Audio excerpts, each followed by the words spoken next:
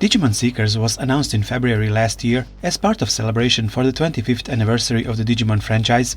Many fans wanted a new anime or game, but we got a web novel instead. Now that Seekers has ended, we can look back, sum up impressions and give the final verdict. Did we like it or not? Was it enough to celebrate the anniversary, and did it meet fan expectations? In this video I give my views on the highs and lows of Digimon Seekers.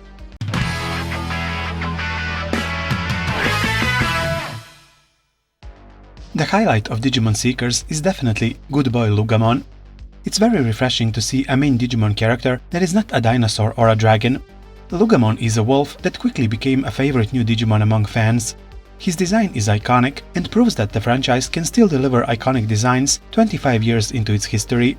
Loogamon also completes the trio of prototype Digimon with Ryudemon and Dorumon, all three having the X-antibody interface on their heads.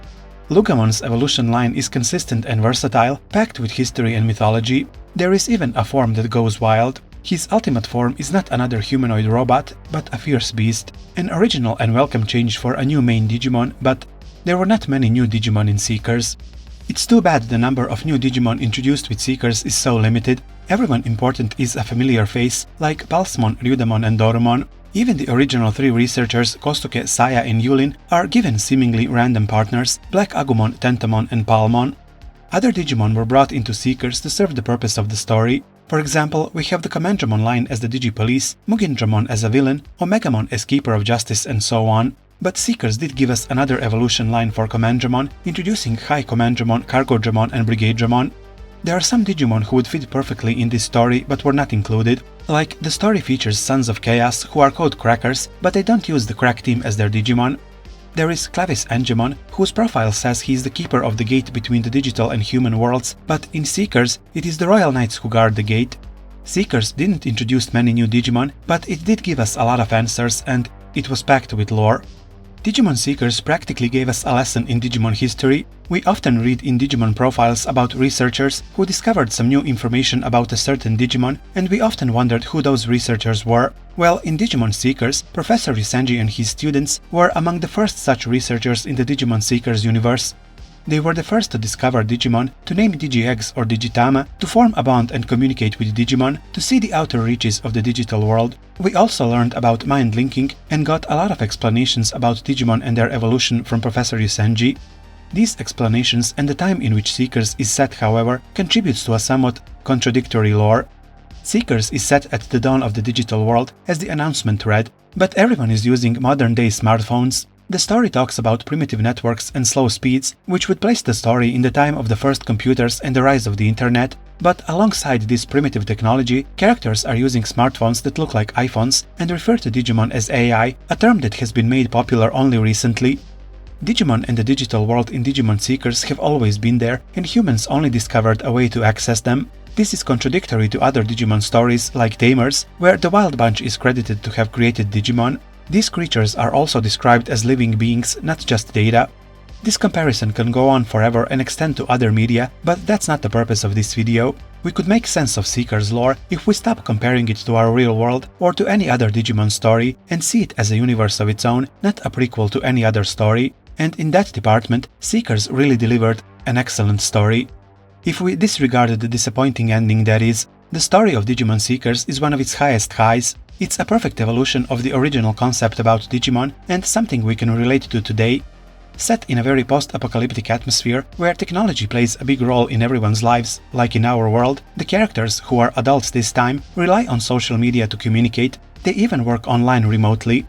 Eiji and Loogamon have a very original bond. Loogamon is not just a regular Digimon partner. He has a mind of his own and an independent personality. He holds his ground and puts himself first. He does not look to his tamer to tell him what to do. Eiji is also not a tamer like those before him. He doubts himself and is prone to dark thoughts. He worships Loogamon, putting himself in a submissive role to his Digimon. Eiji and Loogamon's bond and character development could have easily been more generic for a web novel to save ideas for bigger projects, but writers really didn't hold back on creativity. There are many genres in one in this story. There is action and drama, themes of friendship and betrayal, romance between Kosuke and Saya, existential crisis of Eiji who lost his parents and has to let go of education to work and feed himself with no friends for support. There are also many comic relief moments, like when Loogamon disobeys Eiji and tells him to do something himself, when Loogamon asks Hatsune on a date for Eiji and talks about dating, when Loogamon says he could make Eiji his minion, or when Eiji gets Numemon's poop on the head, and so on. All these elements of the story are so well distributed throughout chapters, so the story takes you on a roller coaster, revealing something new all the time and making you come up with theories and guessing who is who and what will happen next. The final few chapters with Professor Isenji turning evil and the lack of a grand final battle are only saved by Eiji and Leon's friendship and the bonds with their Digimon. I have to note that my impressions with the story are only from the aspect of its narrative. I'm not judging this web novel as a work of literature because I don't see it as such. It serves the purpose of telling the story in a way that is easy to read and understand. The high of the story makes the next low even lower because the story is such a wasted potential. It's such a shame this story was wasted on a web novel that not many Digimon fans will read. We live in the age of shorts and reels.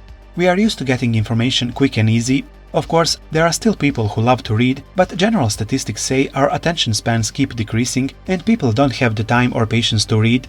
Only hardcore fans who really want to see what Digimon does next will read some 50 chapters Digimon Seekers took to tell the story. Sometimes these chapters were too descriptive or involved a lot of dialogue. Maybe if it was presented on the web in a more visual way or as a manga, more fans would have stuck around. Because when it comes to Digimon, fans want action, not descriptive web novels. Many fans who were willing to read in the beginning started quitting early on. It's a big commitment to start reading something and see the project through the end almost a year later. It didn't help that the English translation was not very good in the beginning, so it was difficult to follow the story. That's why I did video recaps for fans who want to know about the story but don't have the time or patience to read through every chapter or listen to the full story narrated. You can find those recaps in my playlist Digimon Seekers. Finally, my verdict on Digimon Seekers is that it was good for what it was, a web novel. Within its own universe, Digimon Seekers is consistent, answers questions instead of posing 100 new ones like some other Digimon stories, doesn't confuse the reader, and it's pretty easy to understand. Would I have preferred a movie, series or a game to mark the 25th anniversary? Yes, but I still hope we get one of those this year. Did you follow through with Digimon Seekers till the end, and what do you think about it? Tell me in the comments below. If you want to support me, you can do so on Patreon or buy me coffee. The links are in the description below. Thank you for watching. Stay tuned for more Digimon videos. P.S. Make sure to follow my community page on YouTube, as I also post updates about upcoming videos there.